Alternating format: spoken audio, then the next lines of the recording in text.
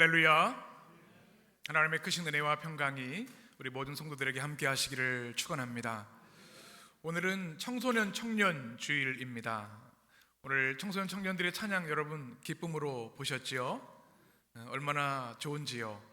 우리 교회 미래들인데요, 여러분 위해서 많이 기도해 주시고 또 축복해 주시면 좋겠습니다. 특별히 청년의 때를 살고 있는 우리 청년들 주님의 이름으로 마음을 담아 축복하고 축하드립니다. 원래 우리 교단에서는 청년주일로 이렇게 명명을 하는데 우리 교회는 어버이 주일도 있고 어린이 주일도 있는데 청소년은 빠져 있더라고요. 그래서 우리는 청소년 청년주일로 이렇게 명명을 했습니다. 그래서 제가 오늘 말씀을 나눌 때 청년하면 청소년 청년, 푸를 청자가 들어가는 모든 사람이 청년이다 생각하시고 말씀의 은혜를 같이 나눴으면 좋겠습니다. 여러분 청년 때가 떠오르시죠? 그 아득한 옛날이신가요? 네. 우리 청년하면 떠오르는 이미지들이 있습니다. 제가 이미지를 몇 가지를 준비를 해봤는데 우리 교단에서도 청년주일 셋째 주일로 지키고요. 그 다음에 유스데이라고 해서 우리 영미권에서도 우리 청소년 청년들을 축복하는 그런 주일로 삼습니다. 이렇게 청년들을 보면 역동적인 모습이 떠오릅니다. 활기찬 모습, 그렇게 우리가 생각을 합니다. 그런데 사실 청년이라고 다 그런 건 아니죠. 무릎이 아픈 사람도 있을 수 있고 허리가 아픈 청년들도 있을 수 있어요. 그런데 청년의 시기라고 하는 것이 이렇게 에너지가 활력이 있는 그런 시기인 것을 우리는 모두 공감을 합니다. 그런데 이 시대 청년들은 이 청년의 아름다운 때를 지나고 있지만 여러 가지 환경적으로 또 상황적으로 어려움을 또 많이 겪는 것도 사실입니다. 불확실한 것도 많고 또 개척해야 할 것도 많고 무엇 하나 쉬운 게 없지요. 취업도 결혼도 육아도 모든 게 어려운 시기를 보내는 것 또한 청년입니다. 그럼에도 불구하고 이 청년의 시기는 참으로 아름답고 귀합니다. 그래서 청년에 대한 찬사들이 많이 있죠. 청년에 대한 사전적 정의를 찾아보니까 이렇게 되어 있었습니다. 저도 읽어보고 참 멋지다 생각했는데요. 신체적으로나 정신적으로 절정에 도달해 무르익은 사람. 청년들 아멘이신가요? 절정에 신체적으로 정신적으로 한창 힘이 넘치는 시기에 있는 사람. 사전에는 이렇게 정의를 했더라고요. 청년들도 그랬으면 좋겠고 우리들도 그랬으면 좋겠습니다. 도산 안창호 선생님은 청년이 얼마나 중요한가, 민족의 미래를 걱정하며 이렇게 말씀하셨죠. 청년이 죽으면 민족이 죽는다, 이렇게 얘기를 하셨습니다. 성경에도 위대한 구원의 역사를 이룬 많은 청년들이 등장합니다. 오늘 예수님의 말씀을 보아도 예수님은 특별히 청년들에게 관심이 많으셨습니다. 예수님이 이제 공생애를 시작하시면서 가장 먼저 하신 것이 뭐냐 하면 제자들을 부르셨는데요. 제자의 대상이 누굽니까? 청년들이었습니다. 아마 예수님도 청년 시기를 지나고 계셨기 때문일 수도 있지만 그 시대에 청년들을 부르셔서 주님의 위대한 하나님 나라 사역을 시작하셨다는 겁니다. 그리고 그들과 3년 동안 함께 하셨고요. 주님이 십자가 사역을 완성하시고 부활 승천하셔서 구원의 역사를 이루어 가실 때 이 남은 12제자가 초대교회 지도자들이 되고 그들이 교회 역사를 시작한 위대한 하나님의 사람들이 된 것이죠. 주님의 목회 사역의 중심과 시작은 청년 목회였다는 것을 우리는 말씀을 통해 발견할 수 있습니다. 이런 생각을 하게 됩니다. 예수님께서 왜 청년들을 부르셨을까? 청년들은 활기 있고 생기 넘치지만 경험이 부족한 부분이 분명히 있습니다. 경험이 많은 중년들도 있고 사회적 지위도 안정적인 중년들도 있을 것 같은데요. 아니면 그 당시 최고 권력을 가졌던 지도자들이라든지 장로들이라든지 또 어떤 원로들을 택하실 수 있었을 겁니다. 그런데 왜 청년들을 택하셨을까요? 그 이유에 대해서는 성경에 나오지는 않은 것 같아요. 그런데 제가 청년 목회를 한 경험을 하면 청년들에게는 특징이 있습니다. 저는 부목사 생활을 참 오래 했는데요. 한 15년 정도, 17년 정도 했는데 지나보면 청년 목회가 참 많았습니다. 제 첫 청년 목회는 백골부대에서 3, 4단 군목으로 시작을 했습니다. 다 20대 초반 청년들이었죠. 그리고 상계교회에서도 청년 목회를 했고 또 창천교회에서도 마찬가지입니다. 그리고 미국에 와서는 토론토에서는 대부분 청년 목회를 했습니다. 유학생들, 청년들 목회를 했고 바로 전에는 우리 아현교회에서 청년 교회 목회를 했습니다. 우리 교회 와서도 우리 청년 사역자가 계시기 전이어서 제가 청년들이랑 함께 청년 모임도 하고 뭐 강릉으로 수련회 가서 모기 뜯기고 뭐 이런 기억들이 있습니다. 이렇게 청년들을 생각하면 참 감사하고 좋은 마음들이 있는데 특징이 있습니다. 첫 번째는 개방성과 수용성입니다. 청년들은요 잘 받아들여요. 열려 있는 것 같아요. 우리가 나이가 들면서 우리 모습을 점검할 것 중에 하나가 우리가 새로운 걸 잘 안 받아들이려고 하는 성향이 있습니다. 여러분 뭐 키오스크 이런 거 어려우시잖아요. 별거 아닙니다. 배우면 받아들이시면 됩니다. 우리 해림 성도들은 새로운 것을 잘 받아들이는 우리 장년들이 되셨으면 좋겠어요. 제가 기억나는 한 어르신이 계십니다. 97세이셨는데 제가 세례 베푼 중에 가장 최고령자였습니다. 아는 장로님의 아버지셨습니다. 20년 동안 기도를 하셨어요. 우리 아버지 예수 믿고 구원 받으셔야 되는데 세례 받으셔야 되는데 아주 목숨 걸고 예수님을 영접 안 하시는 거예요. 이유가 뭔가 했더니 내가 예수 믿으면 조상들에게 배신하는 거다. 제사도 못 드리고. 그래서 장로님이 청해서 가서 전도하고 복음을 전했습니다.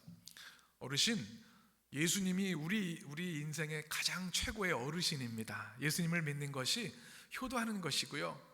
또 예수 믿는 자들은 제사는 안 드리지만 추도 예배를 드려서 더 영광스러운 예배를 드립니다. 그랬더니 그 어르신께서 그런 거예요? 그러면 예수 믿어도 효자가 되는 거예요? 그러더니 마음을 열고 세례를 받으셨어요. 장로님이 얼마나 기뻐하시든지 아주 그 기억이 납니다. 뭔가 받아들이는 게 참 어려운 게 어르신이 되면 그런 것 같아요. 청년은요 그래 잘 받아들입니다. 새로운 것들, 새로운 것을 추구합니다. 여러분 청년이신가요? 노년이신가요? 네, 청년이시죠? 새로운 것을 잘 받아들이는 청년들이 되시길 축복합니다.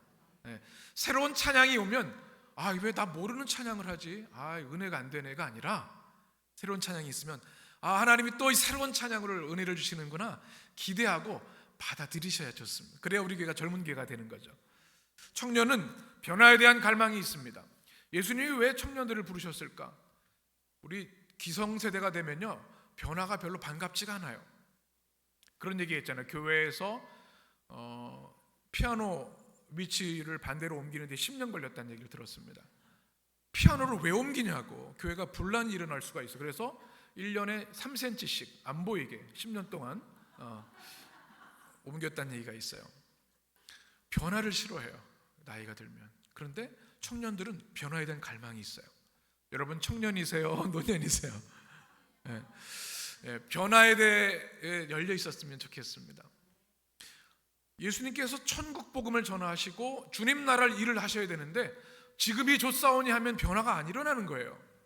원로들을 부르셨어요. 기득권들 변화가 싫어해요. 청년들은 지금 특별히 로마의 식민지로 있는 정말 불쌍한 유대 청년들 아닙니까? 사회가 변화되기를 원하는 겁니다. 타락한 종교 지도자들이 변화되기를 원하는 겁니다. 그래서 주님은 청년들을 부르셨죠. 세 번째는 순수한 열정이 있습니다. 청년들 순수해요. 고기 먹자 하면 청년들이 잘 모여요. 근데 나이가 들면 무슨 고기, 콜레스테롤 좋지도 않은데. 청년 때 저 사역을 하면요 무조건 먹였던 기억이 나요.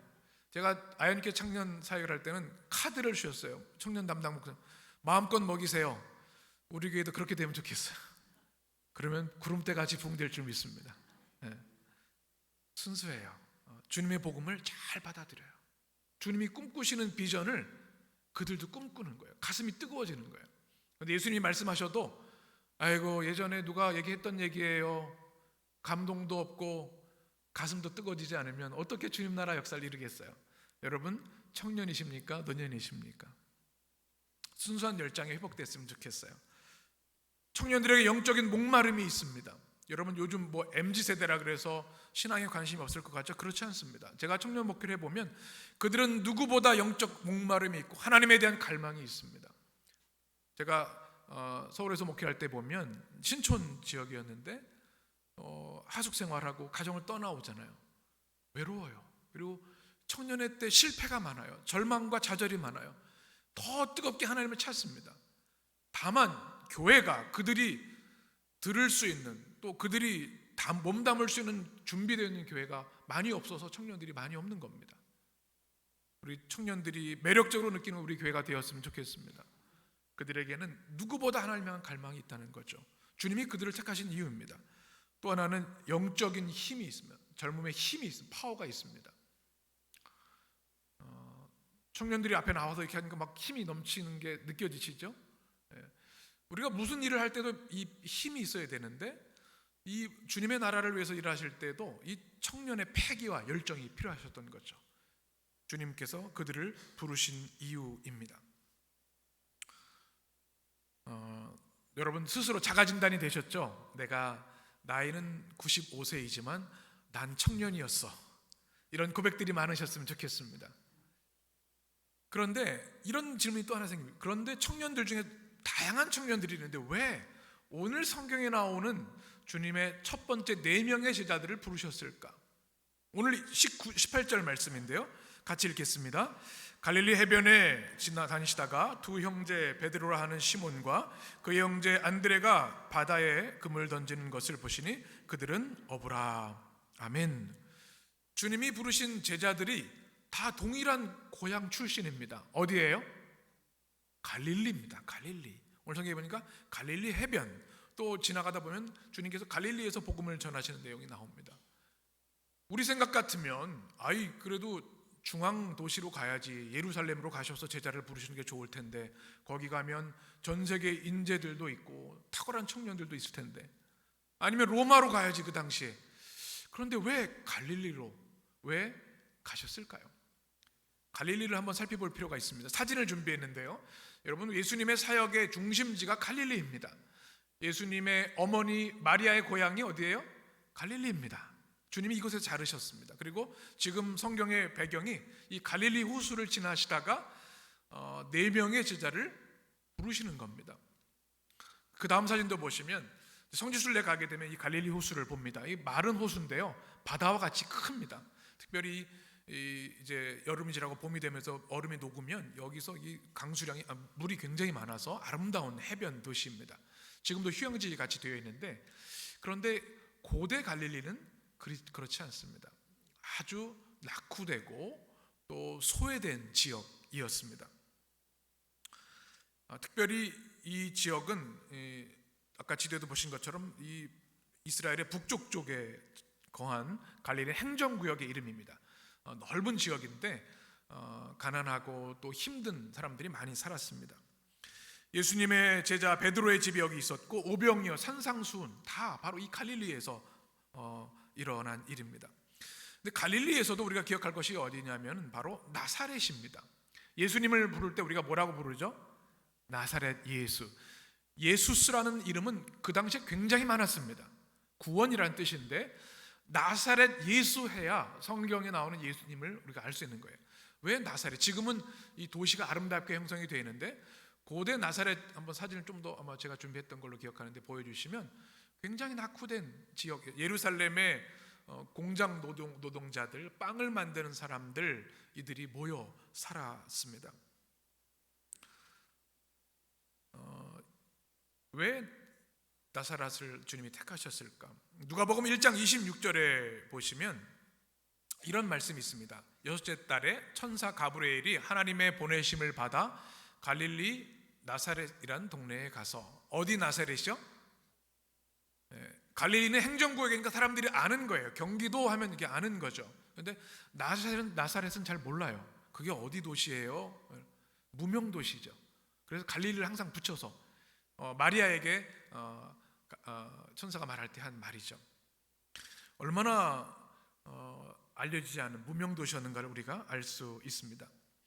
그 당시에 소외된 사람들, 또 가난한 사람들, 아픈 사람들이 많이 모였던 것이 갈릴리 나사렛이었습니다.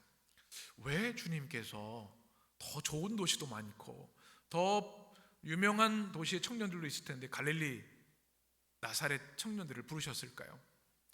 우리 주님은 낮은 자의 하나님이시기 때문에 그렇습니다. 아멘이십니까? 누가복음 5장에 보게 되면 이렇게 말씀하죠. 같이 읽겠습니다. 예수께서 대답하여 이르시되 건강한 자에게는 의사가 쓸데없고 병든 자에게라 쓸데있나니 내가 의인을 부르러 온 것이 아니요 죄인을 불러 회개시키러 왔노라. 아멘. 주님의 관심은 깨어진 사람들, 잃어버린 사람들이었습니다. 그래서 가장 낮은 사람들이 모여있는 갈릴리 나사렛을 택하신 것을 우리가 알게 됩니다. 또 우리 주님은 희망의 하나님이십니다. 나사렛이란 뜻이 새싹이란 뜻입니다.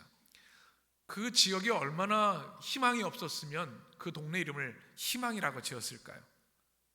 주님은 희망의 역사를 위해서 제자들을 부르셨고요, 희망을 잃어버린 나사렛 청년들, 갈릴리 청년들을 통해서 주의 나라의 역사를 이루시기 위해서 그들을 부르신 것이죠. 우리가 이 이야기를 꼭 기억을 했으면 좋겠습니다. 저는 갈릴리 해변 또 나사렛 마을을 묵상하면서 이런 마음이 들었습니다. 이 시대의 우리 청년들도 어쩌면 가장 힘들고 어려울 수 있겠다. 사람들은 청춘 예찬을 합니다. 돌도 씹어먹을 것이라, 너 내 나이에 너 못할 게 없었어. 그런데 이 시대의 상황이나 마음은 어려운 마음들이 많이 있는 거죠. 그 마음이 갈릴리일 있을 수 있고 나사렛일 수도 있는 것이죠. 그런데 주님은 그 청년들의 아픔과 눈물을 아시고 그들을 동일하게 예수님의 제자처럼 주님의 제자로 우리에게 부르시는 줄 믿습니다. 우리는 갈릴리가 바로 십자가 마을인 것을 기억하게 됩니다. 리처드 보쿰이라고 하는 신약학자가 십자가를 이렇게 이야기를 했습니다. 우리 같이 읽겠습니다. 십자가는 하나님의 사랑이 모든 실패와 비극을 포용하는 곳이기에 넘어지고 실패하는데 십자가의 자리보다 더 나은 것은 없습니다. 아멘. 저는 우리 교회가 인생의 아픔과 눈물을 숨기지 않는 교회가 되었으면 좋겠습니다. 내가 실패하고 스스로 보잘것없다고 생각되는데 교회에서조차 숨게 된다면 안타까운 일이 아니겠습니까? 십자가는 어떤 자리라고요? 주님 앞에 깨어진 모습을 드리는 곳입니다. 내 향유옥합을 깨뜨려 드리는 자리가 십자가입니다. 갈릴리가 바로 그런 곳이었고 나사렛이 그런 곳이었고 예수님이 부르신 제자들, 그 청년들이 다 깨어지고 희망 없는 삶의 모습이었습니다. 근데 그것을 통해 십자가의 위대한 구원의 역사, 회복의 역사를 이루시게 되는 거죠. 우리가 기억할 것이 있습니다. 주님의 일은 우리의 힘으로 하는 것이 아닙니다. 무엇으로 하죠? 주님 주신 능력으로 하는 겁니다. 그래서 약하고 깨어진 나사렛 청년들을 주님이 부르셨습니다. 교회가 잊지 말아야 할 것이 있습니다. 교회는 성공을 위한 공동체가 아닙니다. 성화를 위한 공동체입니다. 깨어지고 실패하고 죄로 인해 신음하고 애통하는 것 부끄러울 것이 없습니다. 그것이 교회입니다. 그러나 그리스도의 보혈로 씻겨지고 우리가 주님의 이름으로 이 땅의 성공이 아니라 주님을 닮아가는 성화의 삶을 산다면 그것이 십자가의 사람들이고 갈릴리의 사람들이 되는 줄 믿습니다. 이렇게 말씀을 나누다 보니까 우리 교회 청년들 20, 30대뿐만 아니라 우리 모든 성도들이 주님의 갈릴리 청년들인 줄 믿습니다.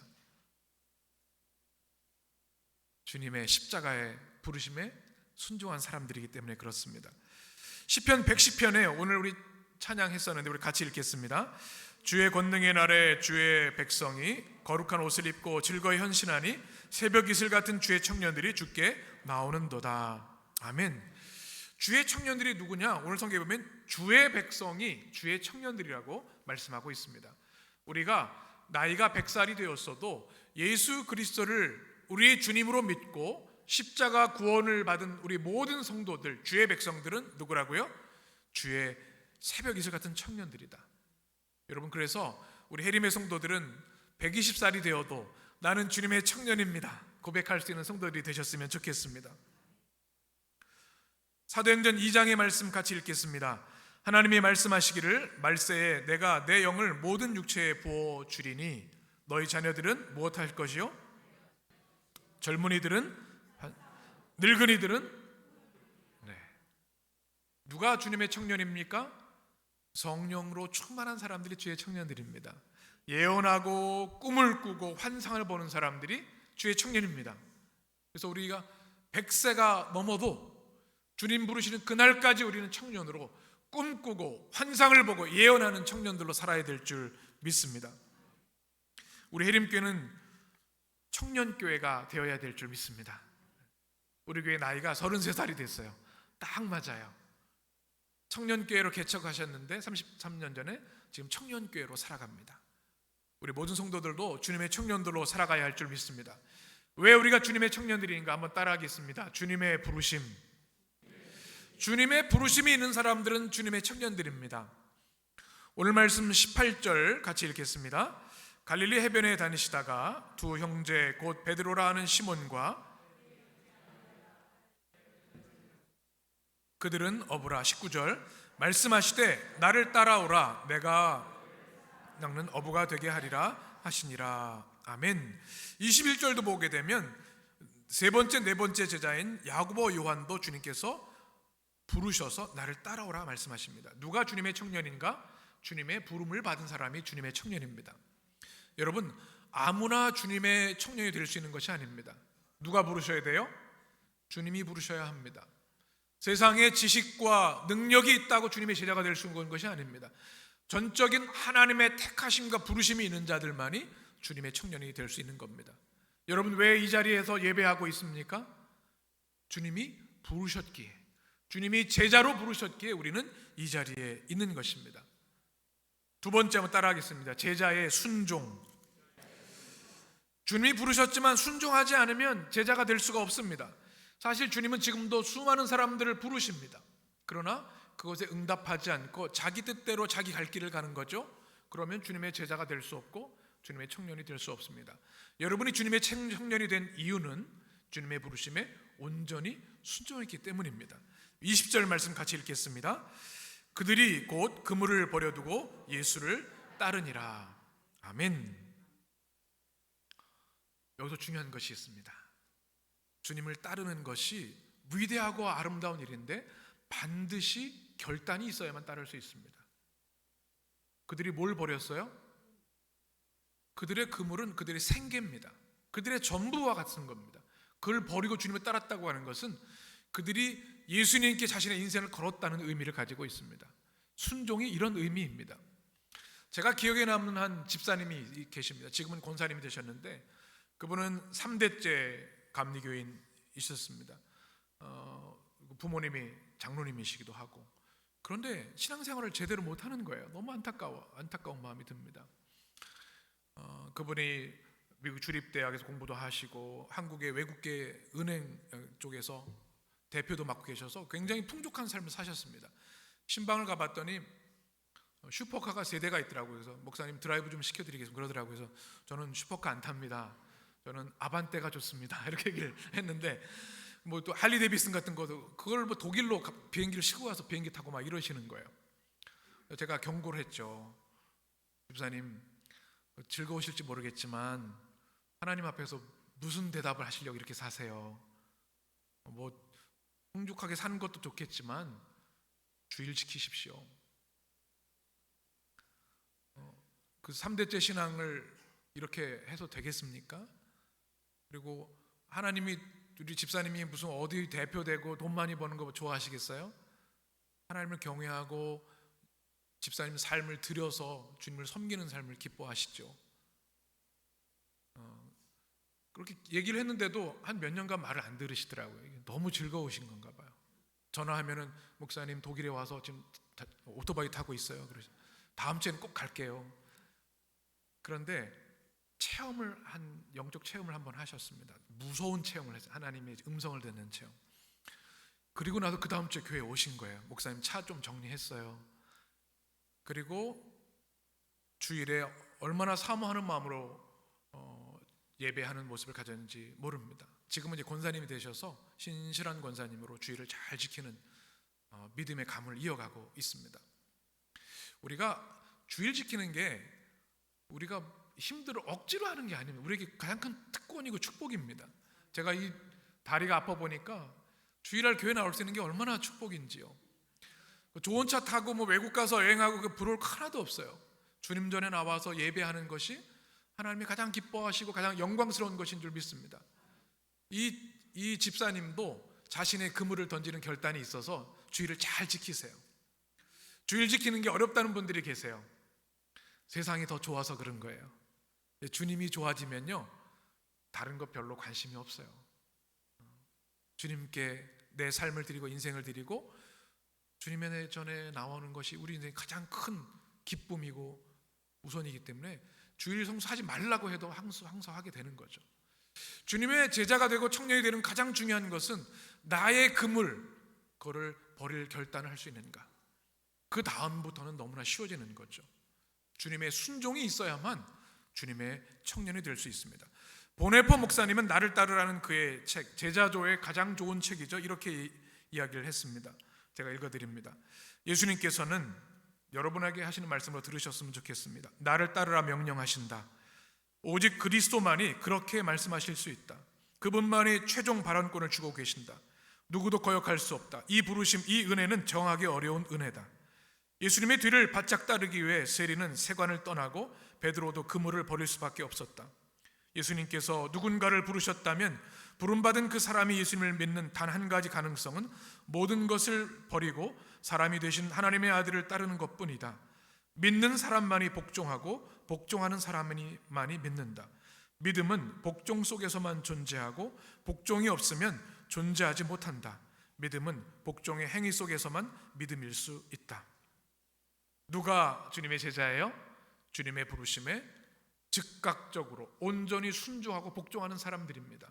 그들이 주님의 청년들입니다. 갈릴리 청년들이 그렇게 했습니다. 여러분도 그런 성도들이 되시길 간절히 축원합니다. 주님은 이 청년들과 함께 세 가지 사역을 했습니다. 우리가 청년 제자가 될 영성, 우리 간략하게 세 가지를 나누겠습니다. 따라하겠습니다. 배움의 영성. 23절 같이 읽습니다.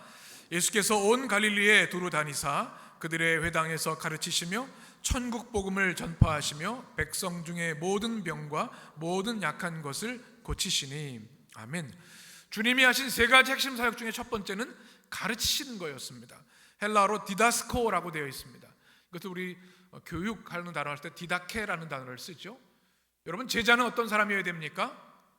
배우는 사람이어야 합니다. 주님께 배우고자 하는 마음이 없는 사람은 제자가 될 자격이 없습니다. 언제까지요? 매일 평생 죽는 날까지 주님께 배우고자 하는 결단이 있는 사람만이 주님의 제자입니다. 우리가 경계해야 될 것이 하나 있습니다. 교만입니다. 내가 신앙생활이 지금 얼마나 했는데, 내가 어떤 교회에서 사역을 했는데 내가 배울 게 뭐가 있어 이제. 교육자들이 얘기를 해도 그거 다 옛날에 해봤어요. 아닙니다. 끊임없이 배워야 합니다. 저는 우리 해림교회가 주님의 이름으로 겸손히 평생 교회는 교회가 되었으면 좋겠습니다. 로한 윌리엄스는 이렇게 얘기합니다. 제자란 간단히 말해서 어떤 사람이라? 배우는 사람이다. 예전 교회에서 총여선교회 회장 천거할 때 늘 교회적으로 들썩들썩했던 경험을 기억을 합니다. 총여선교회가 24개가 있었는데 그 회장 되는 것이 큰 교회 뉴스 중에 하나입니다. 그래서 총여선교 회장 되기 3개월 전부터 선교 캠프를 꾸리고 후보 3명 정도가 등록을 합니다. 이제 선거운동이 시작되면요, 뭐 대단합니다. 선포 캠프에서 뭐 하게 하고요. 나중에 막 정처럼 서로 연합도 합니다. 그래서 양자 대결도 하고 막 이래요. 얼마나 열심히 하시는지요. 제가 어느 교회랑 얘기하시니까 추측은 하지 마시기 바랍니다. 대단합니다. 열정들이 대단합니다. 그런데 안타깝게도 성경 공부 모임은 안 보여요, 아무도. 저는 우리 교회는 우리 초점이 행사하는 것도 좋습니다. 우리가 뭐 같이 교제하는 것, 친교도 중요해요. 그러나 우리 교회의 본질은 하나님의 말씀을 배움에 있어야 합니다. 어느 정도 신앙 연륜이 생기면 더 이상 배우지 않으려고 해요. 제가 제자 훈련 다 했습니다. DTS 했습니다. 그리고 말씀에 관심이 없는 거예요. 성경을 읽지 않아요. 성도인데도 성경 공부에 대한 관심이 없어요. 제자일까요? 주님은 가르치시는 분이고 우리는 배우는 사람이어야 합니다. 우리 모든 성도들 겸손히 배우는 주님의 제자들이 되시길 축원합니다. 두 번째는 전함의 영성입니다. 한번 따라해 볼까요? 전함의 영성. 배움의 영성과 함께 전함의 영성이 필요합니다. 23절 보게 되면 주님께서 가르치신 다음에 천국 복음을 어떻게 하셨다? 전파하셨다. 케루소라고 하는 단어입니다. 전파하셨다, 전달하다, 설교하다 이런 뜻을 가지고 있습니다. 천국 복음이 뭡니까?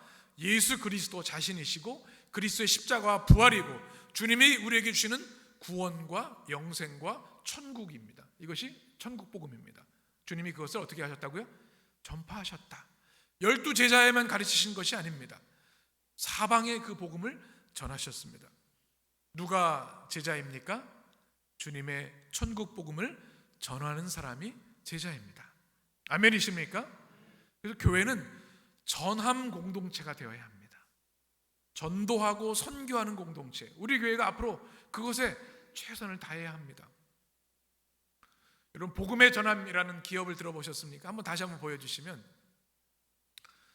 복음의 사단법인 복음의 전함이라는 기업이 있습니다. 장로님이 하시는 기업인데요. 어떤 일을 하시냐면 전도지라든지 어떤 교회의 게시물 디자인을 무상으로 개척교회라든지 미자립교회에 전달하는, 우리 교회 이거 보셨죠?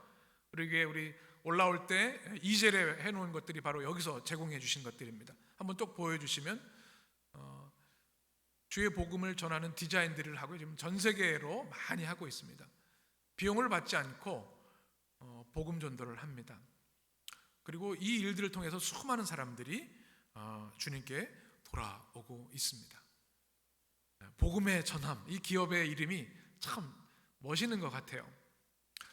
우리 해림교회도 주님을 전함을 우리의 삶의 사명과 기쁨으로 여겼으면 좋겠습니다. 우리 전도팀만 전도하는 것이 아닙니다. 우리 삶을 통해서 또 우리가 사랑하는 중보기도자들, 그 영혼들을 위해서 우리가 기도하고 복음을 전해야 합니다. 그것이 제자이기 때문에 그렇습니다. 여러분, 주님의 전함을 실천하는 제자들이 되실 주님의 이름으로 축원합니다. 세 번째는 따라하겠습니다. 치유의 영성. 23절 보게 되면 주님께서 가르치시고 전하시고 마지막에 하신 뭐냐면 고치신 겁니다. 테라피오라고 하는 헬라어입니다. 24절도 보게 되면 많은 사람들이 주님이 치유하시는 사역을 듣고 모이기 시작했습니다. 우리 같이 읽겠습니다. 그의 소문이 온 수리아에 퍼진지라 사람들이 모두 앓는 자, 귀신 들린 자, 간질하는 자, 중풍병자들을 데려오니 그들을 고치시더라. 아멘. 치유의 역사를 주님이 하셨습니다. 제자들이 그 일을 했고요, 제자인 우리들이 그 일을 해야 합니다. 여러분 가정에서 자녀들에게 치유자가 됐었으면 좋겠습니다. 너 이거 해, 왜 못해가 아니라 주님의 마음으로 그 아이들의 깊은 마음을 치유하고 기도로 치유하는 사람들이 되셨으면 좋겠습니다. 직장에서도 마찬가지입니다. 이 땅에 병들고 아픈 이들이 얼마나 많은지 모릅니다. 육신의 질병뿐만 아니라 영혼이 무너지고 깨어지고 타락한 영혼들이 헤매고 길을 잃은 사람들이 얼마나 많은지 몰라요. 모두 치유의 손길을 기다리고 있습니다. 누가 그 일을 해야 돼요? 주님의 제자, 주님의 청년들이 그 일을 해야 합니다. 우리 해림교회는 치유의 교회가 되기를 원합니다. 우리 주일 예배를 통해 주님은 치유의 은혜를 폭포수같이 내려주십니다. 찬양 가운데, 기도 가운데, 말씀을 듣는 가운데 주님 우리의 영혼을 만지고 치유하십니다. 터치하시고 고쳐주십니다. 제자들이 그 일을 이어가야 할 줄 믿습니다. 여러분, 주님의 청년들로 우리가 살아가기를 원합니다. 오늘 청소년주일을 맞으며 두 가지 부탁을 드립니다. 한 가지는 우리 청년들 위해서 여러분 꼭 기도해 주시라는 겁니다. 아멘 하셨죠? 네, 우리 청년들이 꿈꾸고 기도하는 것들을 이룰 수 있도록 우리가 많이 서포트 해줘야 합니다. 우리 청년들이 우리 선교지도 좀 갔으면 좋겠고요, 미국도 좀 이렇게 비전 트립을 좀 했으면 좋겠어요. 아리조나 쪽으로 갈까 지금 기도하고 있습니다. 좀 한 교회가 같이 가자고 좀 제안을 하셔서 가서 그랜드 캐년도 좀 보고 오고, 또 선교의 비전도 갖고 오고, 우리 청년들이 그렇게 꿈꿀 수 있도록 여러분 기도해 주시고 물심양면으로 여러분 도와주시기 바랍니다. 그리고 좀 마른 청년들이 있으면 밥도 좀 사주시고, 또 먹을 것도 사주고 그랬으면 좋겠습니다. 우리 청년들이 우리 교회 집사님이 되고 결혼하고 아이들도 낳고 우리 교회에서 세례받고 우리 교회 권사 장로로 세워져서 주의 역사를 감당해 나갔으면 좋겠습니다. 누구의 책임이에요? 우리의 책임이에요. 여러분 꼭 청소년들 위해서 기도해 주시길 축원합니다. 또 하나는 여러분이 주님의 청년으로 살아가시기를 바랍니다. 갈릴리 청년들로 살아가시기 바랍니다. 주님의 우리 배움의 영성, 또 치유의 영성, 전함의 영성을 가지고 살아가셔서 주님의 영원한 청년들로 주의 역사를 이루어가는 그리스도의 복된 성도들이 되시기를 주의 이름으로 축원합니다. 기도하겠습니다.